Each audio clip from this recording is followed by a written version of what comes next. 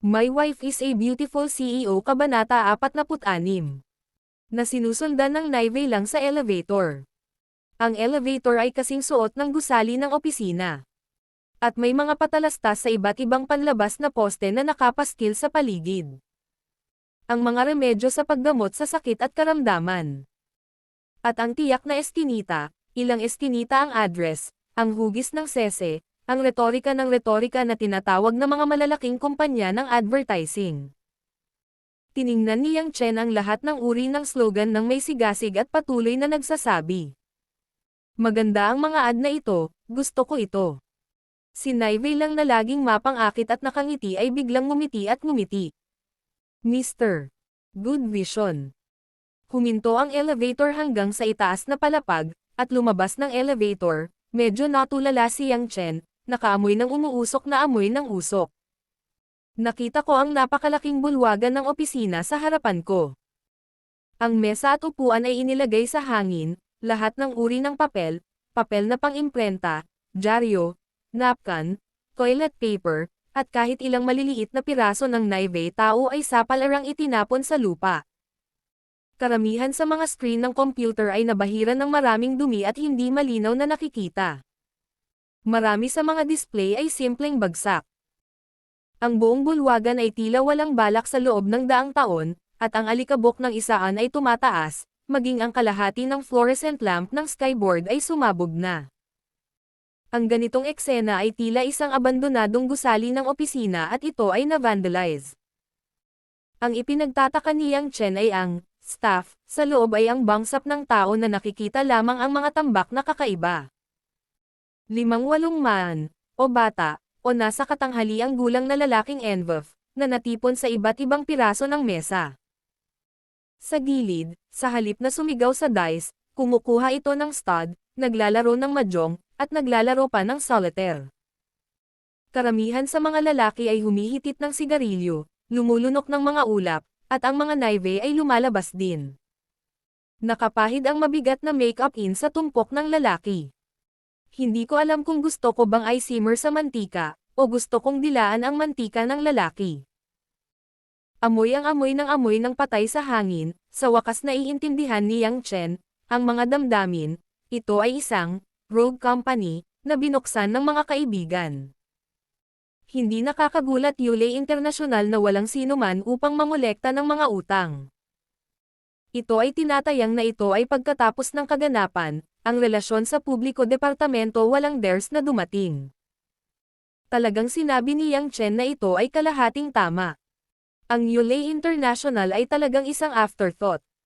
Ang Huacheng Clothing Company ay hindi isang formal na kumpanya. Nung panahon na yon, dahil hindi naman masyadong malaki itong John na ito, binigay ang deposito.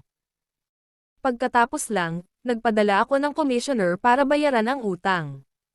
Sa kasamaang palad, lahat ng nakakita ng katotohanan ng kumpanya ng Huacheng ay tumakas.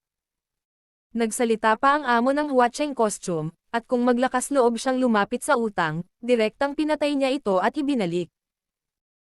Dahil hindi pa dumarating ang takdang panahon para sa kasunduan, ang Yulei International ay hindi magaling sa mga demanda, ngunit pabago-bagong nag-drug.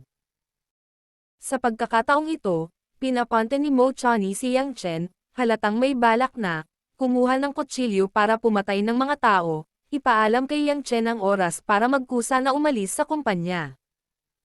Ang ganitong eksena ay talagang isang kakilakilabot na punto para sa karaniwang tao. Para kay Yang Chen, mas mabuting sabihin na ito ay pamilyar, kahit na isang maliit na bata. Ang front desk na si NV lang ay lumingon at sinusubukan lamang na makita kung paano magiging nakakatakot na ekspresyon ang Shantou Ching na ito. Ngunit nakita ko ang hitsura ni Yang Chen na interesado at ngumiti. Ang tanga, hindi ka matatawa kapag naghihintay ka. Napangiti si Nivea lang. Sir, andyan po ang manager's office namin, please come with me. Napakurap si Nivea lang at ngumiti. Tumango si Yang Chen, natatawa yin authentic. Ang kapaligiran ng iyong opisina ay maganda, ngunit may ilang itim na linya din na nakasabit sa office stiff lang, naghinala na siya na ang Yulei International ay hindi tanga. Ang hitsura ni Yang Chen ay nakaakit ng maraming tingin mula sa mga tauhan ng Huacheng. Mayroong ilang matipunong lalaki na lumapit ng nakangiti at tumingin kay Yang Chen ng may paghamak. At isang malakas na itim na mukha malakas na lalaki na inabot sa front desk na lang katawan uunon ng ilang, tinanong Yang Chen kung sino. Ang naivelang na ito ay malinaw na may, hindi pangkaraniwang, relasyon sa grupong ito ng mga tao tuwing weekday. Natigilan siya sa isang lalaki sa bibig ng Ong, at medyo napahadjejek, at sinagot naman ni Bolite ang isang kilay. Nagpadala si Yulei International para maningil ng mga utang. Gusto kong dalhin siya sa amo. Yulei International ba? Nagtawanan ang ilang lalaki Naivey. 2 months ago, sinabi ng lalaki na black belt siya ng taekwondo. Hindi ito na-scrap sa 3 o 2. Alin ang batang ito? Ang isang grupo ng 13,800,100 mga tauhan din ridiculed, nanunood Yang Chen mata ay din napaka-interesante, na parang ang mga isdaro sa cutting board, handa na upang patayin. Isang maliit na batang babae na bilog ang mukha na nakasuot ng itim na maikling manggas at isang maikling palda ng maong ay lumapit at nagsalita kay Yang Chen. Sabi niya, "Little handsome guy, habol utang, accompany my sister. Maglaro ka ng mga sariwang sample. Ikaw Little Fox Jing kulang sa pagkain kagabi, gusto mo bang may ilang kapatid na humalili sa pakikipaglaban sa iyo ng daan-daang round?" Tumawa ang isa pang maikling payat na unggoy. Ngumisi si Xiao Taimei at hinampas ang maikling palda, nakasandal sa harap at likod, at ang dumating para makita ito, "Bueno, tatayo ang kapatid ko dito, halika ka." I look good. Ang itim na mukha ng front-end Naivey Langs **** ay tumingin kay Yang Chen na may palihim na tingin. Ngayon, mayroon lamang isang sariwang maliit na puting mukha upang ipadala ito, ang mga kapatid lamang ay maaaring maglaro ng ilang mga bagong bagay. Nakikinig sa isang grupo ng maliliit na sigaw na sumisigaw sa kanya. Hindi napigilan ni Yang Chen na maging medyo katawa-tawa.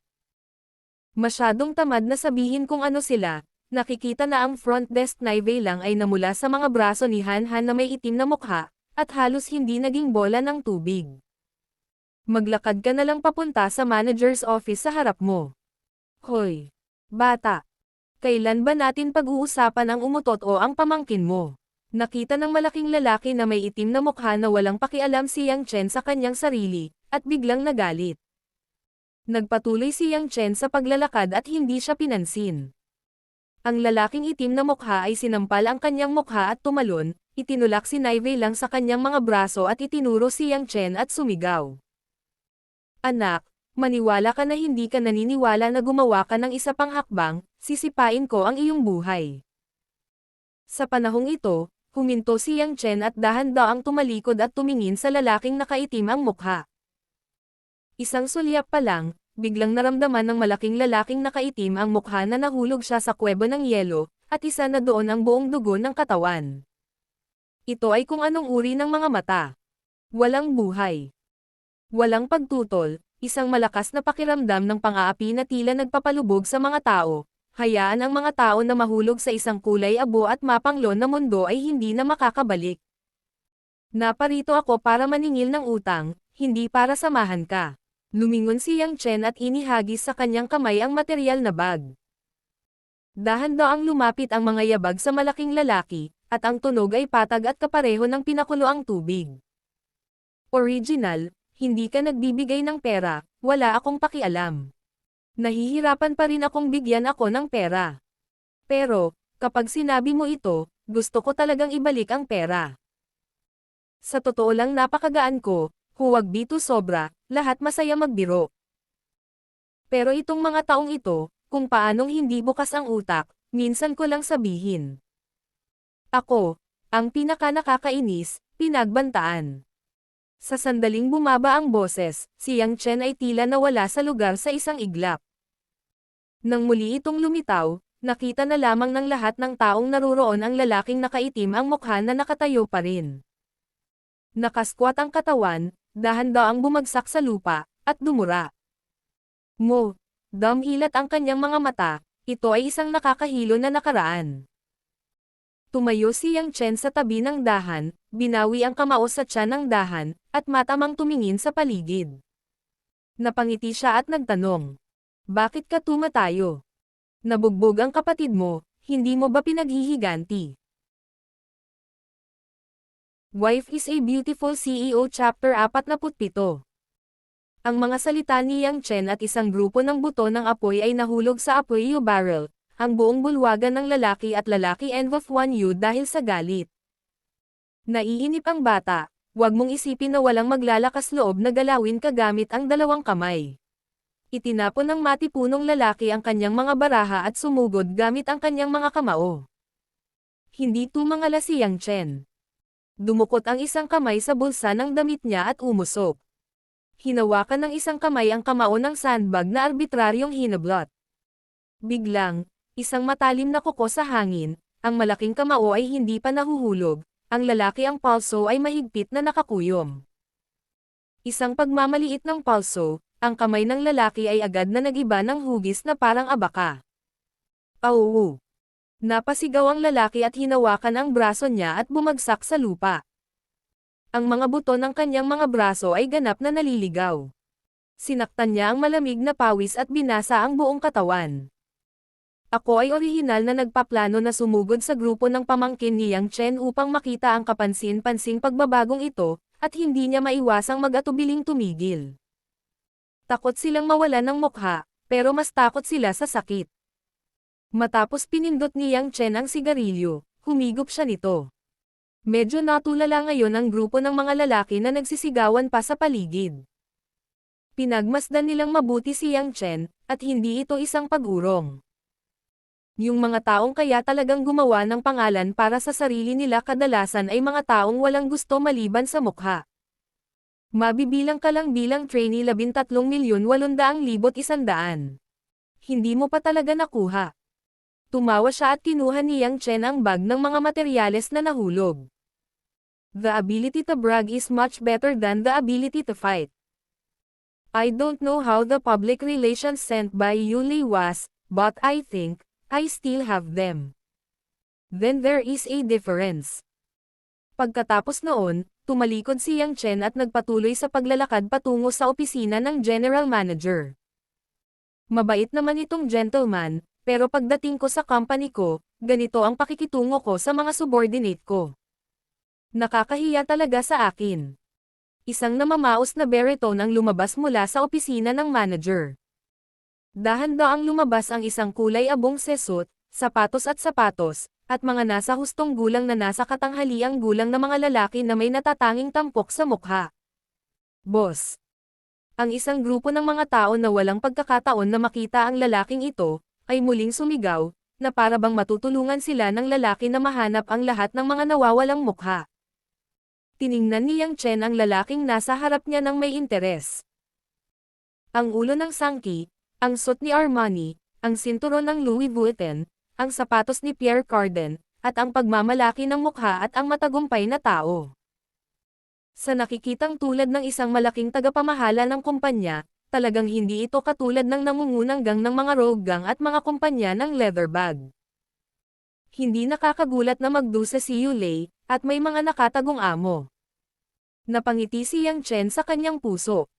Itong Yulei International nagpadala ng debt collector. Mahirap para kay Guo ang ginawa mo, ano ang sinasabi mong dapat gawin? Si Guo Laos Wan Yu ay nagbigay ng nakakatakot na ngiti, mahinahon, tulad ng pinakamatandang Western gentleman. Tiningnan ni Yang Chen ang material sa kanyang eye bag. Ang pangalan ni Guo na nasa harap niya ay dapat ang boss ng rogue na kumpanyang ito, si Guo Ziyang. Maganda ang balat mo, dapat magsinungaling ka ng maraming pera. I never lie to money, no strength, no matter how to lie, no one can give you money. Isa akong lakas, hindi idol. Mukhang napakadaldal ni Guo Ziyang. Tumalbog si Yang Chen sa abo. Ganito ang itsura mo, at may future ako. Makakakuha ako ng Golden Horse Award at most, pwede mong kunin ang Oscar. Oh, ngumisi si Guo Ziyang at sinabing. Ngunit bakit sa tingin ko ay isang idolo ang ginoong ito? Ano ulit ang nakikita mo? Nakangiting tanong ni Yang Chen. Ang nakita ko ay isang hanggal.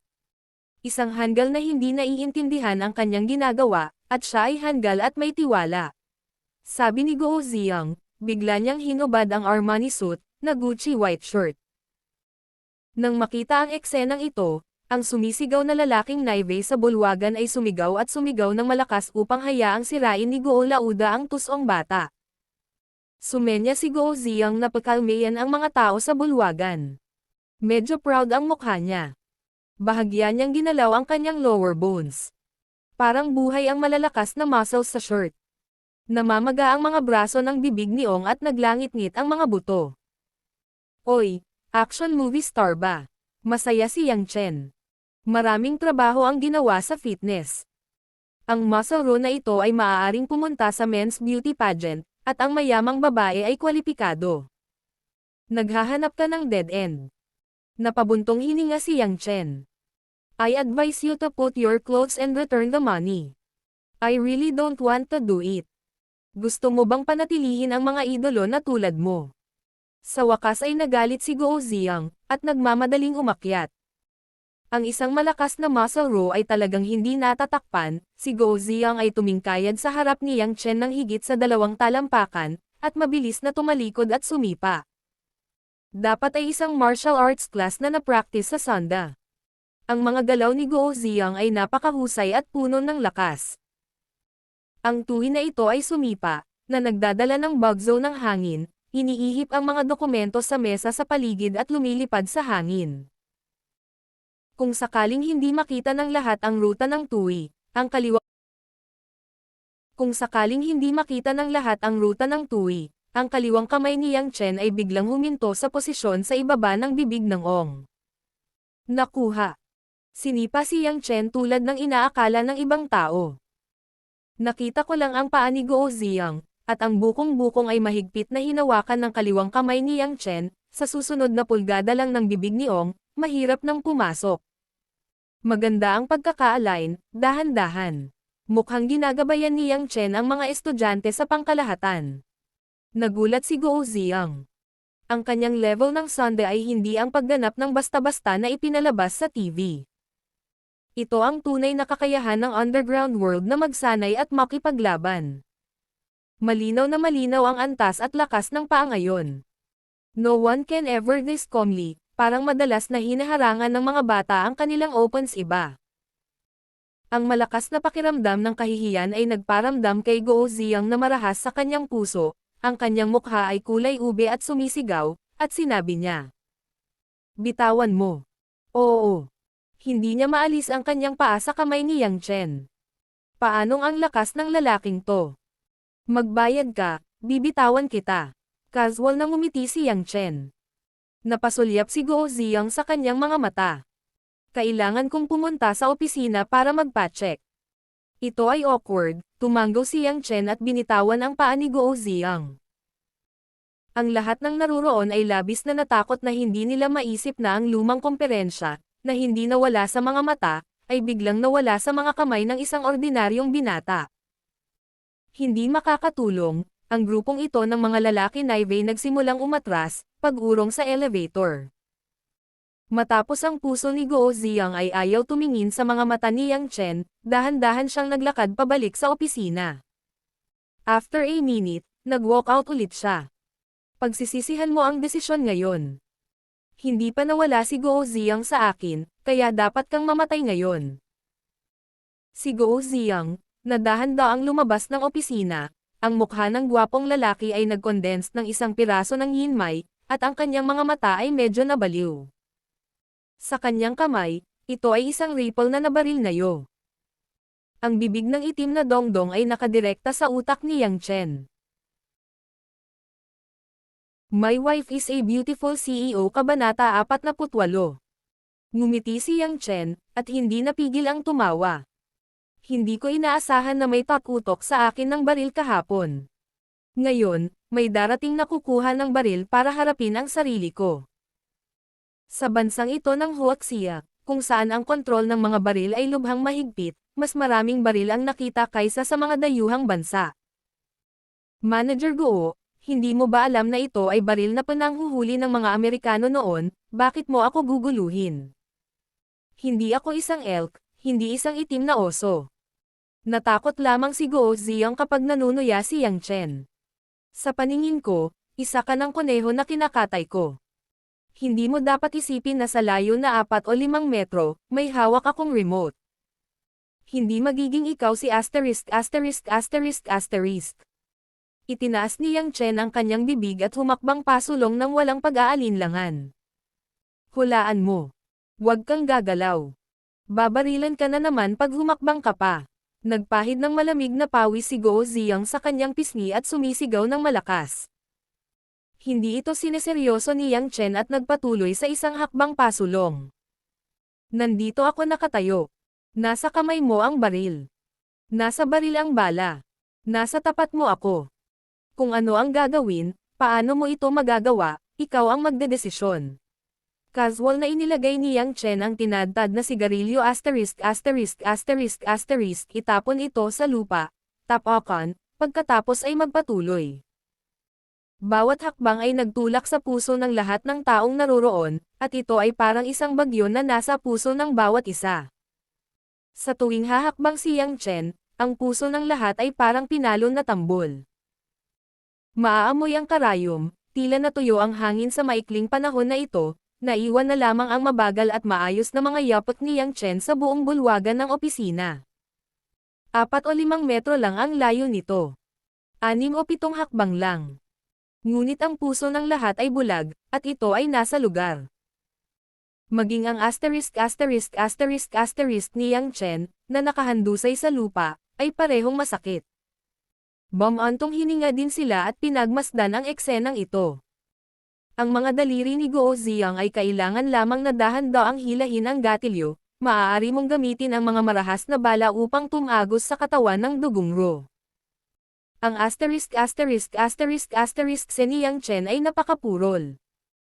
Tulad ng paglalakad sa pakikipagkamay sa isang tao ay hindi gaanong pagkakaiba, ang mga mata ay walang malasakit, tulad ng sandali ng buhay at kamatayan sa harap ng mga mata ay hindi umiiral. Ang lahat ng ito ay talagang tumagal ng higit sa 3 segundo. Nang lumakad si Yang Chen sa harap ni Guo Ziyang, si Guo Ziyang ay nagkaroon na ng maputlang mukha at malamig na pawis. Natulala ang mga mata niya. May 2 uri ng tao sa mundong ito, ang pinakamasama, ang unang uri, ang baliw, ang pangalawang tao, hindi natatakot sa kamatayan. Ang dahilan kung bakit ang mga baliw ay kaayla hilakbot ay dahil hindi sila natatakot sa kamatayan. Ako ay hindi takot sa kamatayan. Sa tingin mo ang pares ng baril ay ginagamit ko pa rin. Tumawa si Yang Chen, at madaling kinuha ang rifle mula sa kamay ni Guo Ziyang, at nakalimutan lang ni Guo Ziyang ang pagtutol. Hoy! Nakita ko na si Yang Chen ay napakasual sa 2 kamay, ang metal na texture ng rifle, na parang poste ng tambo, ay nabali pa. Ang larawang ito, ang tunog na ito ay tila nagbabalik sa lahat sa realidad, lahat ay natatakot. Ito. Hindi ito isang larawan na available lang sa mga pelikulang Hollywood. Itong tao. Sino pa? Pati si asterisk asterisk asterisk asterisk. Tandang padamdam. Inilagay ang basag na rifle sa isang gilid. Ipinalakpak ni Yang Chen ang kanyang mga kamay, na parang tumatawa at tumatawa. Guo, pwede ka bang kumuha ng checkbook ngayon? Si Guo Ziyang, tulad ng nagbabalik na kaluluwa, ay nanginginig sa buong katawan. Tumingin siya sa malahalimaw na mata at tumingin sa binata na nakangiti sa sarili. Nakita na niya ito mula nang magdebo siya. Ngunit hindi niya ito nakita. Ngunit ang mas nakakatakot ay ang mga mata ng binata ay tila sinasabi sa kanya sa dilim, kahit na mag-shoot siya ay wala pa rin siyang kinalaman sa kanya. Paanong posible na may mga tao sa mundo na hindi natatakot sa mga bala? Kung wala kang pera, kailangan mong pumatay ng isa, sabi ni Guo Ziyang, gusto niyang mapanatili ang dignidad ng huling kapatid sa underworld. Hey, umiling si Yang Chen sa kasamaang palad. Bakit hindi mo buksan? Kung talagang aawayin mo ako, dapat barilin mo na lang. Hindi mo man lang mabuksan ang baril, indikasyon na takot ka pa rin sa buhay at kamatayan. It's a fight, but I don't gusto kong gawin ang isang bagay na matagal ko nang hindi nagagawa. Aaminin ko na mas makapangyarihan ka sa akin, matapang ka, pero hindi kita bibigyan ng pera. Hinampas ni Guo Ziyang ang mesa at hinampas ang kanyang mukha. That can't blame me, my yin has changed the gentle thing. Si Yang Chen Wanyu ay may kakaiba at bahagyang nasa sabik ng ngiti, at ang katawan ay mabilis na lumingon at lumipat sa katawan ni Guo Ziyang. Kasabay nito, isang pares ng mga kamay ang biglang hamampas, at ang antas ay napakabilis kaya hindi nakasagot si Guo Ziyang. Ikinabot na niya ang dalawang braso ni Guo Ziyang. Kunin ang mga ugat. Sinipa ng isa ang Guo Ziheng Tui joint, si Guo Ziyang ay awkward at bumagsak sa lupa. Sip in. Nakikinig lamang sa tunog ng mga buto, sumigaw si Guo Ziyang, at ang dalawang braso ay nakaalis mula sa mga balikat. Dumampi ang paa ni Yang Chen sa maliit na tui ni Guo Ziyang, at si Guo Ziyang, na nahulog sa lupa, ay hindi na makatayo. Sabaywang lang siya nakakapilipit, ngunit sa tuwing pumipihit siya, ang paa ni Yang Chen ang mas matigas ang lupa, hayaan si Guo Ziyang na huwag maglakas loob na lumipat sa huling kalahati. Ikaw. Anong ginawa mo sa kamay ko? Ngumisi si Guo Ziyang at dinilaan ang kanyang bibig, at ibinalik ang tingin kay Yang Chen, ang kanyang mga mata ay puno ng dugong mga mata. Wala lang, hayaan mo na lang na ang mga kasukasuan ng braso mo ay magmula sa mga balikat mo. Masayang sumagot si Yang Chen. Ikaw. Akala mo bibigyan kita ng pera para umamin ng pagkatalo. Imposible. Malakas na sumigaw si Guo Ziyang, at ang iba pang mga nakababatang kapatid ay natakot at natulala. Nakita nilang binugbog ang kanilang amo at bumagsak sa lupa, ngunit hindi sila ng ahas na sumulong. Lumalabas sila sa Han, hindi lumalabas para pumatay. Ikinumpas ni Yang Chen ang kanyang daliri. You are wrong. This is just the beginning. How can I just do this for you? Kakabagsak lang ng boses, napahawak na naman ang kamay ni Yang Chen sa braso ni Guo Ziyang. Hoy! Si Guo Ziyang ay isa pang sigaw, anong ginawa mo? Hoy! Sinusundan ito ng dislokasyon ng buto. Binuksan ni Yang Chen ang isang kasiya siyang ngiti. Wala lang. Binaba ko lang yung braso mo. Ibinalik ko, ibalik mo, i-disload mo, paulit-ulit ng ilang beses, sanayin mo ang kamay mo, mas mabagal ang pakiramdam mo, tansyahin mong masakiting, sigurado ka, ilang beses akong nagsasanay. Minsan, hindi ka masasaktan ng sobra. Demonyo. Demonyo. Demonyo ang lalaking ito. Tandang padamdam. Tandang padamdam. Tuluyan nang bumagsak si Guo Ziyang. Alam niya na sa ganitong paraan, hindi siya mamamatay, ngunit maaaring mas hindi siya komportable kaysa kamatayan, at hindi siya kasing ganda ng kamatayan. Tandang padamdam. Ang sakit sa braso at ang maliit na tui, parang sinaksak ng kono ang puso, ilang beses na nabigla ang utak niya, pero nahila pabalik sa Diyos ng hindi matiis na sakit. Ako. Nagbibigay ako ng pera. Nang muling ibalik ni Yang Chen ang kanyang mga braso, hindi na nakatiis si Guo Ziyang. Berde na ang bibig ni Guo Ziyang, at medyo umiiyak ang boses. Oo, umiyak siya, napahiya, ayaw, ngunit higit pa, ngunit ito ay masakit. Tama ito, kasiya siyang binitawan ni Yang Chen ang braso ni Guo Ziyang, ngumisi, o ang hindi nakakapinsalang hitsura ng tao at hayop, ay nagsabi. Ngunit Guo Zhang, dahil sa sunod-sunod na pinsala sa iyong kumpanya, nararamdaman ko na bilang karagdagan sa iyong 400,000 taels, kailangan mong bayaran sa akin ang pagkawala ni Jinggod. Tama, utang mo ang pera ng matagal, para magbayad ng interes, o para ibalik ang mga medikal na gastos ng mga taong ginamit mo noon. Say yes. Ikaw. Ano ako? Hindi mo binibigay. Buti naman. Then we continue. No. I give it. Ibinibigay ko lahat. Napasigaw si Guo Ziyang na may uhog.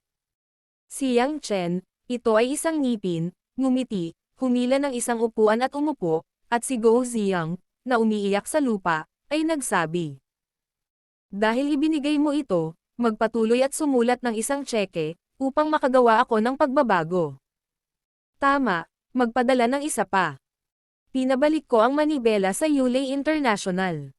Hindi ko dinala ang sukli ng taxi. My Wife is a Beautiful CEO Kabanata 49. Nang bumalik ako sa Yulay International mula sa Huacheng Liulo Company, alas 4 na ng hapon, malapit na sa oras ng off-duty. Si Yang Chen ay nakakapresko at nakakapresko. Wala siyang sinasabi tungkol sa kanyang mga kalamnan at buto. Kumikita din siya ng kaunting sukli. Hindi siya bibili ng almusal para sa mga tao sa opisina Naivey. Paglabas ng elevator, papasok ito sa corridor patungo sa Public Relations Department. Ang tatlong gilid ng corridor ay gawa sa tempered glass. Dahil sa transparent na texture, ang sunset na orange na pulang ilaw ay tumagos sa bawat sulok, na sobrang tahimik at maganda. Sa sandaling ito, ang eksenang biglang lumitaw sa kanyang harapan ay nagpahinto kay Yang Chen. Iyon ay isang pares ng lalaki Naivey. Ang lalaki ay dapat kabilang sa isang tiyak na mataas na antas ng kumpanya. Nakasuot ng puting kamiseta, suit ko, ang ulo ay kalbo, ang katawan ay bahagyang mukhang femataba, hindi mataas, mukhang makinis, ipinanganak na may maliit na mata. Naalala ni Yang Chen na nakita niya ang taong ito sa tanghali, kaya alam niyang isa siyang ministro ng kumpanya. Tungkol naman sa Naivey, tumingin lang sa likod para makilala, nakasuot ng malabong suit, ilang tinina na purple na sutla, at ang matikas na kurba, ito ay si Liu Minggayo sa opisina. Mr. Ma, I am really having something today. I will have the opportunity to go again next time. Si Liu Minggayo ay nagkaroon ng mapait na kapitan sa sandaling ito, at sinabing may matapang na ngiti. Ang taong tinawag na bibig ni Ministro Ma ay nagsabi na may kaunting malalim na kahulugan. Mingyu, mahigit 10 beses mo nang tinanggihan ang aking paanyaya. Paanong napakahirap na samahan ako ng isang matandang lalaki upang uminom ng isang baso ng alak sa gabi. O minamaliit mo ba ako at ang isang tao? Hindi ang ministro ng kabayo, kumunot ang kilay ni Liu Minggayo. Ako. May gagawin ako. Kailangan kong makipag-usap sa customer bukas, at wala na talaga akong oras. Ang ngiti sa mukha ni Ministro Ma ay unti-unting nawala, at nagkaroon ng kaunting lamig. Liu Minggayo, hindi mo alam kung paano ito iangat, huwag mong isipin na hindi ko alam, ikaw at ang iyong mga customer ay sira, 7 o 80% ang mga tao ng kumpanya. Alam kong nagpapanggap ka na mataas. Mr. Ma, ikaw. Ang mga mata ni Liu Minggayo ay kumislap ng ilang mga kristal, ngunit siya ay matigas pa rin na lumalaban, at ang kanyang boses ay halatang malamig. Mr. Ma, please don't talk nonsense. I am not such a person, not a chismis. Can decide. Haha. Ang taunang pagtatanghal ay ang una, hindi mo makikita ang lahat bilang isang tanga. Ikaw ay bahagi ng aming departamento ng relasyon sa publiko. Maaari mo lamang silang kunin mula sa mga tagalabas. Si Liu Minggayo ay napakakuripot. Ministro Ma made a few with a wretched smile, don't worry, you can have a drink with me. I will not treat you badly, what year-end bonuses, kumbaga. Mr. Ma please pansinin mo naman ang image mo. Liu Minggayo overslept, tila nag-aatubili na sabihin ang anumang bagay, at ang kaakit-akit na mukha ay puno ng sakit. May sinasabi si Minister Ma, ngunit biglang naramdaman na may tumapak sa kanyang balikat mula sa likuran. WHO. Napalingon si Ministro Ma sa pagkabigo, ngunit nakita niya ang isang kakaibang binata na kakaibang nakangiti sa kanyang sarili. Sino ka? Tanong ni Ministro Ma, at nagtanong ng mabuti. Nakinig si Yang Chen sa kanilang pag-uusap sa hindi kalayuan at malamang na nalaman niya ang 7 o 80 bagay. Sa sandaling ito, natural, walang magandang pakiramdam para sa matandang ito na walang teknikal na nilalaman. Nang marinig niya ang tanong, ngumiti lang siya at tumawa.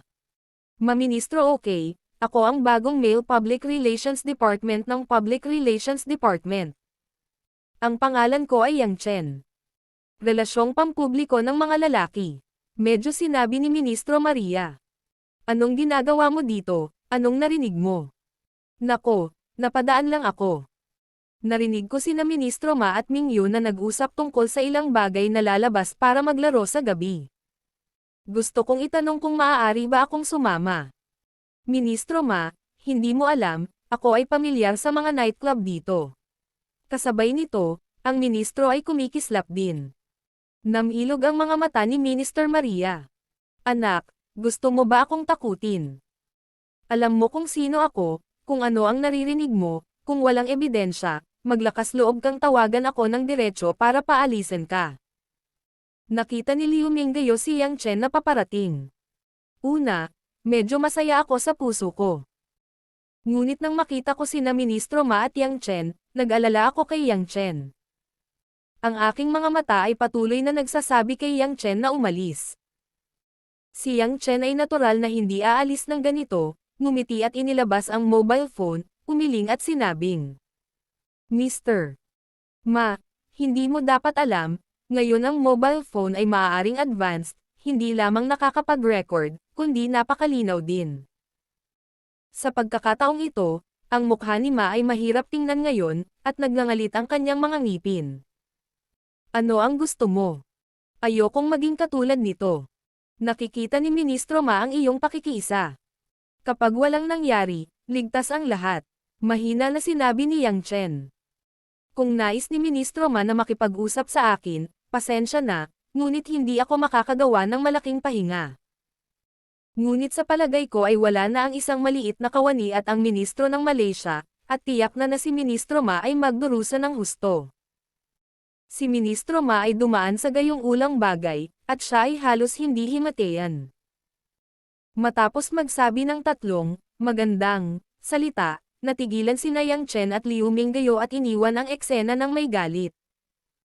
Napabuntong hininga si Liu Minggayo sa bibig ng maluwag, at ang kanyang matambok na ruro ay nanginginig ng ilang beses, dahilan upang tumingin ng diretso si Yang Chen. Hindi ako tumingin ng mabuti kay Yang Chen, si Liu Minggayo ay hindi nahihiya. Hoy, huwag kang tumingin, ang mga mata ay lumuwa. Hoy, ang galing talaga ni Mingyu ate. Si Yang Chen ay prangka.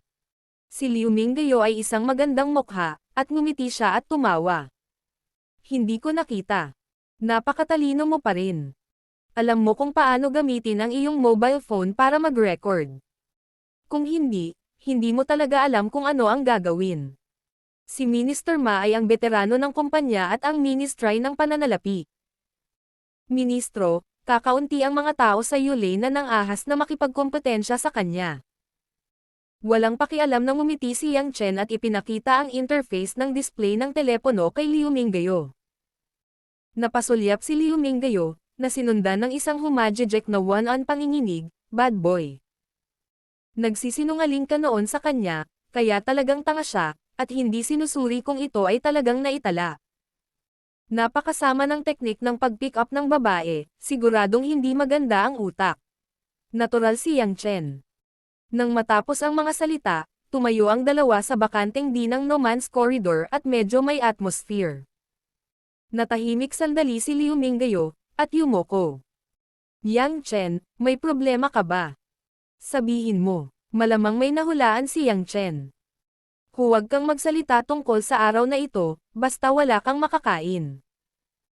Sa katunayan, hindi mo kailangang gawin ito. Hindi magandang bagay na istorbohin ka ng kabuuan. Kung iisipin mo, hindi mahirap lutisin ang ministro. Nag-isip si Yang Chen kung dapat ba niyang sabihin sa kanyang asawang si Lin Ruexi. Bagaman ang babae ay mahilig maglaro ng malamig, ngunit hindi palaging nagmamalasakit. Ang kanyang mga tauhan ng Naivey. Ngumiti si Liu Minggayo at umiling. Mula nang pumasok ako sa kumpanya, ilang taon na akong nauuna sa Public Relations Department. Siguradong magseselos at magdududa ang iba. At hindi ako maghahanap ng boyfriend. Siyempre, I think I am that kind of tao. Umalis man si Minister Ma, may darating pang mga ministro. Hindi kasing ganda. Nagtiwala sa akin ang mga kapatid sa opisina, tama na. Ayokong mag-alala ang lahat. According to your conditions, Why not find a boyfriend? Nalaman ni Yang Chen ang susi sa problema, hindi ba? Napakagandang tao, walang pangalan, walang lalaking may higit sa isang isip. My Wife is a Beautiful CEO Chapter 50. Liu Mingay mata ng isang maliit na bit ng kalungkutan at kalungkutan, remembered, iling ang kanyang ulo at tumatawa. Mayroon akong isang kasintahan, siya ay nagpunta sa hukbo, ngunit ngayon ang balita ay hindi na bumalik. Kapag wala pang 2 taon ang mga sundalo, dapat ba silang bumalik? Naiwan siya. Nagtataka si Yang Chen. Hindi ko alam, lumipat na rin ang pamilya niya. Medyo pagod na ngumiti si Liu Minggayo. Siguro sabi ng ibang tao, ito ay ang pumasok sa ilang mahahalagang posisyon. It's not a problem to drag it down. You are a naive person. You should understand the importance of age. Palihim na sinigawan ni Yang Chen ang lalaki, at ayaw niyang tumakbo ang gayong tao bilang isang lihim na tao. Tumanggaw si Liu Minggayo. What about it? Lagi ko siyang iniisip, hindi ko makakalimutan, paano ko matatanggap ang ibang lalaki. Huminto at ngumiti at nagsabi. Okay, huwag mo nang banggitin ang mga bagay na ito, umalis ka kaagad sa trabaho. Bumalik ka na sa opisina. Si Yang Chen ay natural na walang opinyon. Dahil ang mga tao ay nagsabi na hindi sila dapat gumawa ng mga bagay-bagay, maaari lamang silang makinig sa iba. Pagkasabi nito, hawak pa rin ni Yang Chen ang tseke na isinulat ni Guo Ziyang, at kailangan niyang ibigay ang sarili niyang maganda at nakakainip na kagandahan naive boss. Nang pumasok ako sa opisina, nagsimulang magbihis ang isang grupo ng urban naive lang at maghanda na umuwi, at ang damit ay pinalamutian ng maganda. Natural, gusto kong tamasahin ang nightlife ng aking mahal.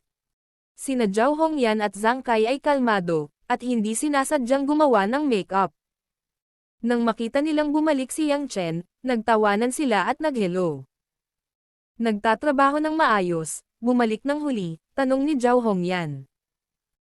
Tumanggaw si Yang Chen at nagtatakang nagtanong, paano kayo ni Zhang Kai ay hindi magbibihis tulad ng ibang tao at magpalat ng damit?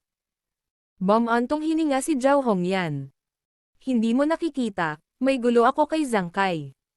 Pareho tayong ikinasal noong nakaraang taon, at ginagamit pa rin natin ang mga iyon. Totoo bang may asawa ka na? Si Yang Chen ay talagang natatakot, at ang mga damdamin ay hindi gaanong hindi nakakagulat na ang katawan ay mas sagana kaysa sa iba pang mga kasamahan sa naive. Humajijek si Zhang Kai. Yang Chen, wala ka ba talagang gustong gawin para sa amin? May asawa na tayo, huwag kang mag-away. Si Yang Chen ay may asawa na rin, isa't isa. Ngumisi si Zhao Hongyan. Naisip ni Yang Chen na ang relasyon namin ni Lin Ruoxi ay maaaring maging asawa ng asawa, ngunit natural na hindi ko sasabihin ito. Pagkatapos ng isang ngiti, tumakbo ako sa opisina ni Mo Chani. Sa opisina kung saan nakabukas ang desk lamp at medyo dim ang ilaw, hinubad ni Mo Chani ang kanyang jacket at nagsuot lamang ng puting short-sleeved navy shirt at seryosong nagsulat. Ting awkward ilong beam na may isang pares ng gintong wire baso. Isang palabas simple at casual na nakatali ng isang sampal. Ilang berdeng sutla na takip sa kalahati ng mukha ni Yinglu, tumingin nakatutok, hindi kahit na napansin Yang Chen dahan-daang itinulak bukas maan. Ito ay isang magandang babae na nakakaramdam ng kalugod-lugod sa mata. Ibig sabihin, ang init ng ulo ay hindi maganda, marahil ang karamihan sa kagandahan naive ay may sakit na mo, talagang naisip ni Yang Chen. Hindi ka ba marunong kumatokmaan muna? Sa wakas ay nakita ni Mo Chani si Yang Chen na naglalakad sa kabila ng mesa. Kahit na curious siya kung paanong ang lalaking ito ay parang wala lang, ngumiti pa rin siya at nandidiri, ngunit natural na hindi siya kumikibo. Bahagyang tinanong ang pangungusap. Si Yang Chen ay kumuha ng upuan at umupo, at dahan-daang nilunok ang isang tseke sa kanyang kamay sa mesa. Walang experience. Kakatok ako sa maan next time. Ano ito? Ibinaba ni Mo Chani ang kanyang panulat at tiningnan ang tseke sa mesa na may hinala denominasyon, 400,000. Ngumiti si Yang Chen. Hindi ako pinapaalis ni Miss Mo para mangolekta ng utang, 400,000 yuan, maraming puntos. Kinuha ni Mo Chani ang tseke at tiningnan ang binanggit na bayad. Ito talaga ang walang hiyang ulo ng costume ni Guo Cheng, si Guo Ziyang. Hindi niya maiwasang magtaka. Tumangala siya at tiningnang mabuti si Yang Chen. Hindi ko talaga maintindihan kung paano hinayaan nitong magmura ang kabilang partido. Ang pera ay binigay kay Joe. Ikaw, okay lang. Sa wakas ay hindi napigilan ni Mo Chani na itanong ang pangungusap. Hindi niya maiwasang tumingin kay Yang Chen. Palagi niyang iniisip na dapat na makabalik si Yang Chen pagkatapos ng pagkamatay ng Ro. Ang mga commissioner na nagpadala ng mga naunang iilan ay pawang pumapasok. Sa ospital, may sakit pa nga sa wheelchair. Nagkunwaring walang alam si Yang Chen. Inilahad niya ang kanyang kamay at nagtanong, naghihinala. Ano ba, hindi ba kailangan pang may final payment? I think they are ting to speak, or Guo has personally sent me back. Impyerno. Vegetarian ba ang grupong iyon ng mga hooligans? Nagalit si Mo Chani sa kanyang puso. Mabuting sabihin na naibalik ang perang inutang. Makikitang wala man lang damage ang lalaking ito, at mukhang relaxed ang mukha niya, paanong hindi siya papayag? Ang mga emosyong ito ay natural na hindi maganda sa sikat na mukha.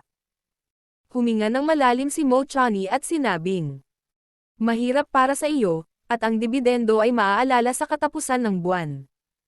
Makakaalis ka sa trabaho.